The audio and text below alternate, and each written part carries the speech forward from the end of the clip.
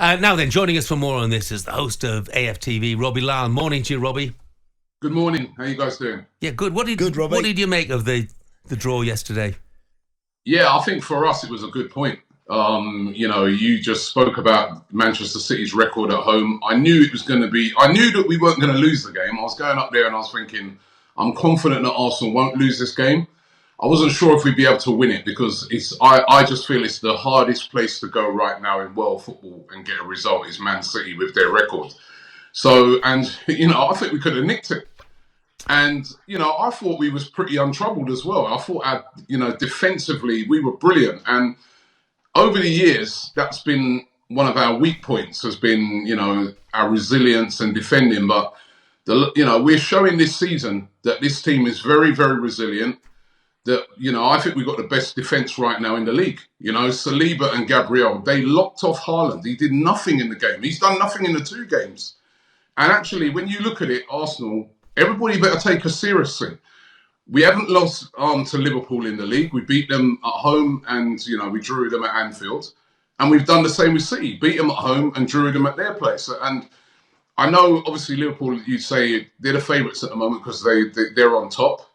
But I think that this Arsenal team has it within us to go all the way. I think we're going to be right in it right until the end. Yeah. No, do you know, Robbie, when we arrived at the stadium yesterday in the press room before the game, and I was talking to lots of, you turn up in a press lounge and you speak to lots of ex-players and people who are working in the game. Most people in there yesterday, Robbie, fancied Arsenal to get something before that game. Now, maybe that was because no Kyle Walker, no John Stones. City's back four was always going to be perhaps not absolutely where Guardiola would like it to have been, but for whatever reason, and I don't know what necessarily you put next to that, but most people fancied Arsenal yesterday to actually get something out of that game, and that's not something that you would usually expect when you turn up at City. Yeah, and I think the reason for that is because they know we're a very, very good side this year. And look at our record this year. We've won every game. And, we've been on the road and we've been taking teams apart. And I think, it was based off of that, based off you guys have seen this season, particularly since the start of the year, that Arsenal got a very, very good side and, able to compete with anybody right now. And that's why I felt going up, that we could win because, or that we could get something out of the game. Because I just feel that we got a very, very good side now. We're not going to places and, thinking to ourselves, right, let's just pray that we can get something out of it. We go everywhere genuinely thinking that we've got a good enough team to win. And I think we're right in this title race. I really do. Well, you're certainly in the title race, Robbie, but I just wonder when you look at the fact that Manchester City didn't have their first choice goalkeeper. 3/4 of their back line were missing once Ake had gone off. Were you disappointed that you only managed 2 shots on target in the whole match? Oh, not really. Listen, we hear how great this squad is. They're bringing Grealish and Doku off the bench. And we've been up to these places and we've been missing players. We were, Kivior's not the normal starter in that position.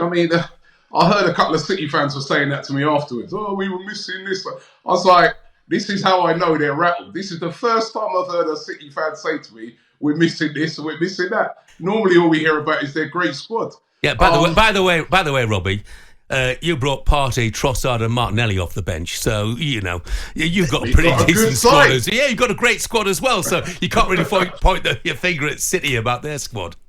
Yeah, listen, right? I'm just saying that normally we never hear any excuses from City about players missing.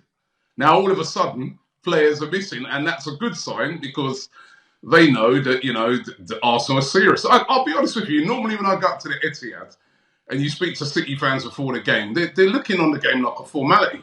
Mm. And, yesterday they weren't. You could tell.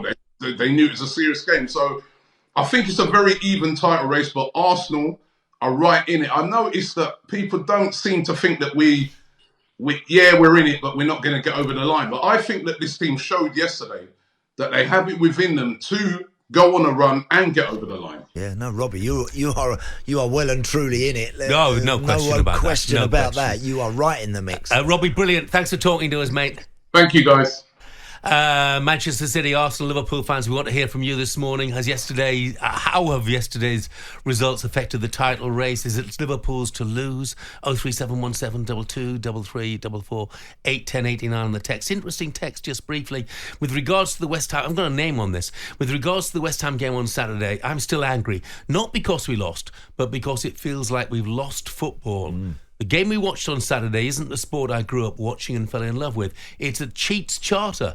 Foul players rewarded. There's no sportsmanship between players. Technology decides games. And there are long, unnecessary pauses in play. So pretty tough stuff there. I mean, look, on the other side, it was fantastic entertainment. But I do take some of those points.